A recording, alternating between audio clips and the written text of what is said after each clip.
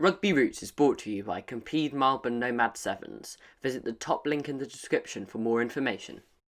Well, welcome back to Young Rugby and indeed another episode of Rugby Roots. This episode I am joined by the Bath speedster, Ruaridh McConnochie. Hello Rory, how are you?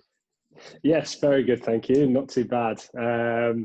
Bath speedster is a nice little term I could definitely use in the future. Haven't heard that one before.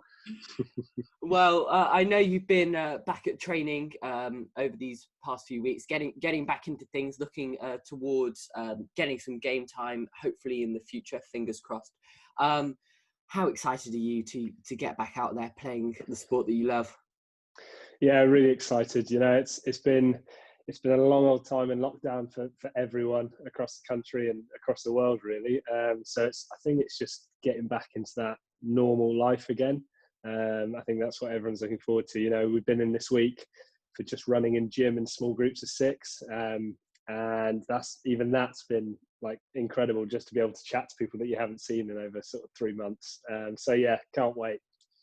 I want to jump right into things as your career is a very interesting one.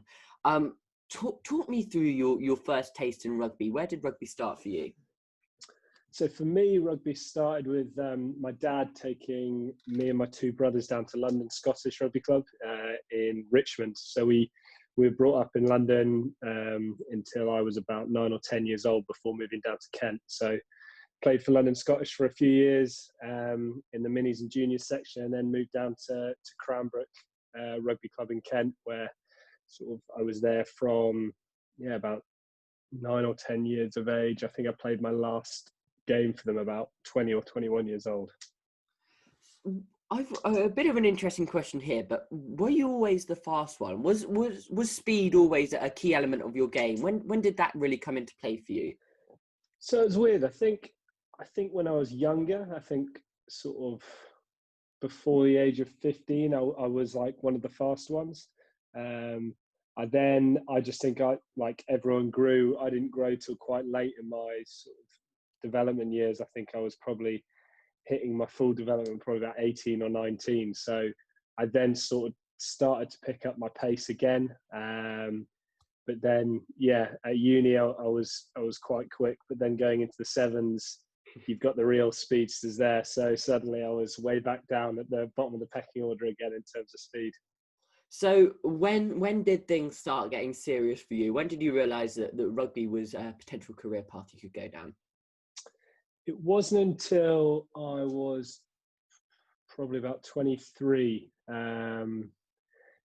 So I'd gone through school and club rugby, not thinking that actually I was gonna make it as a professional. Obviously, everyone dreams to do that, and sort of at the age of 16 to 18, that's when you normally get picked up. And when I wasn't, I kind of thought, well, that's life. I can't dwell on it too much. And then sort of carried on playing just because I loved it, and then went to university. Did a year out in New Zealand where I played and worked out there, which was awesome as well. And then managed to get a trial through England Sevens, having represented England and Great Britain universities. And then 1 week turned into 6 weeks, and sort of a few months later I was being offered my first ever professional contract at 23. You kind of touched upon it there, but you seem to be playing 15s and sevens kind of simultaneously during your younger years. Just how much of a different game is sevens to 15s, especially at higher levels?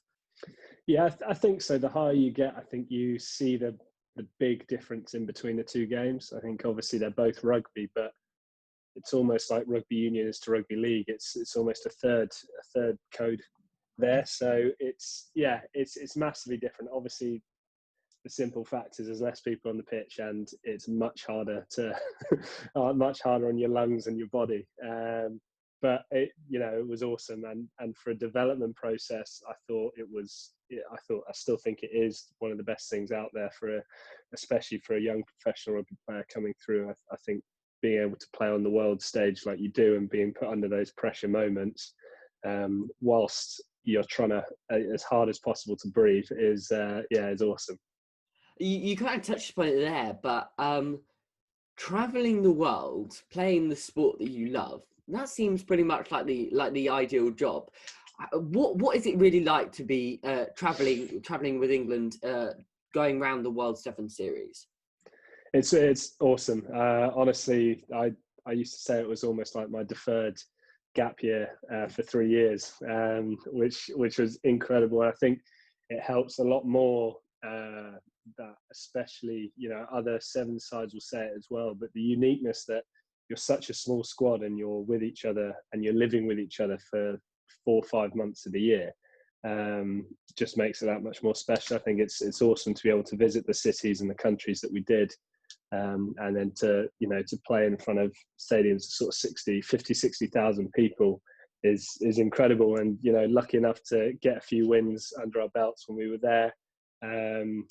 Especially, like, my favourite memory was probably the Cape Town win where we beat South Africa in the final, and it was just just incredible atmosphere, and something that you just don't get on week to week club rugby. You were then launched into the Olympics as Team GB in Rio in 2016, and you won a silver medal. Talk me through that experience, playing on the Olympic stage. That must have been surreal. Yeah, it was very, very surreal. I think that's the best word to sum it up. It was. I've always watched the Olympics growing up, and absolutely loved the sports that were in it, whether it was athletics, swimming. And it, like, to be able to actually be there and be part of the games, was outstanding. Like, I went out originally as a travelling reserve, so didn't think I was going to play, but I was more than happy being there and being part of that squad because I knew how good the squad was. And then, unfortunately for AJ, he got injured and I went in. And even though it wasn't a lot of game time, it was still just incredible to be able to sort of get on the pitch, and be part of a team that won a silver medal, and something that I'll never forget. You've had some major successes with England in the World Seven Series, picking up various medals and titles. But in 2018, you were given the opportunity to go back and play 15s for Bath in the Prem. How tough of a decision was it to move back to 15s in the Premiership after having so much success with England and in Great Britain in previous years? Surely there must have been a thought that you could have just carried on the trend and kept on playing on the World Seven Series and kept on doing that. What drew you back to the Premiership and Bath? I think it was the main thing was the what if part of it. I think if I'd have more than happy, and I had a lot of conversations around the time, with my coaches at the Sevens, and with my girlfriend, with close friends and family. I think I would been more than happy to play out my career in the Sevens as long as I could stay there, and then retire happy. The job was incredible, and it made it even better with the guys and the management team that we were in. It was so good. But having never been in that professional pathway for 15s, it was something that I just felt I had to try. And even if I failed, sort of thing, then it was still worth it. Like, I'd have always had something in the back of my head if I'd stayed in the Sevens, thinking like, what if I tried 15s? I'd rather have tried and failed than not tried at all. Now, coming into the Bath setup, you were put into the first team squad, and pretty quickly you became a starter for the Prem Rugby side. Do you ever think that you maybe missed out at all, not being in a Prem academy, or not coming through the traditional way? I'd probably say the opposite in terms of missing out. I think, I'm so happy with the route I took. Having done school without any distractions, probably still didn't even help my exam results, but with no distractions, and then doing a year out in New Zealand just for the fun of it, with no thoughts of thinking, oh, I want to be better at rugby, I want to try and get into academy. It was more just enjoy it. And then doing 4 years at university, where I've still got so many mates from there. I'm still on a WhatsApp group of over 20 guys from uni, and it's you got mates for life. So in terms of life experience, I'm so happy the way I did it. I feel like I almost had I really enjoyed my life up to the age of 23, with no worries about rugby and professionalism. And then after that, I'm lucky enough to have still got into rugby the way I did. And you know, lucky enough, touch wood, I'll be here for a few more years. But I'm also loving the fact that I am in professional rugby, having sort of spent 23 years as just a fan. A lot of players who might be watching might think that going through Prem academies or going through an academy, then development squad, then senior squad, then onto higher runners, they might think that might be kind of the number one and the prime and maybe even the only route to get into rugby. Now your example and your career defies that completely. What advice would you give to players who maybe, especially in this period where contracts are a bit few and far between, what advice would you give to players who maybe are given that opportunity to go play a bit of sevens here and there? What advice would you give to them, especially if they haven't been given a Prem or an academy contract? I'd definitely say only do it if you enjoy it. I think that's a massive part of why I'm, you know, here today. Like I massively enjoyed rugby, and I would have still been playing it even if I hadn't made it professionally. I think as soon as it becomes a chore, as soon as it becomes, I want to say, even like a day-to-day life job, and that you resent doing, then I think that's when you probably shouldn't be doing it anymore. Like you want to do it for the love of the game and for the memories that you make from it. And I think that's the most important thing. I think definitely if I was to suggest to any youngsters going through, like, go to university, enjoy it, because not just for a degree, but for the social aspect of it all, and making mates from there is just so valuable going forward. And then, yeah, in terms of sevens, I'd recommend that to any young player going through. I think I was always on it, the social tournaments throughout the summer, and that's when I played. But to go into it professionally with England was a massive eye opener.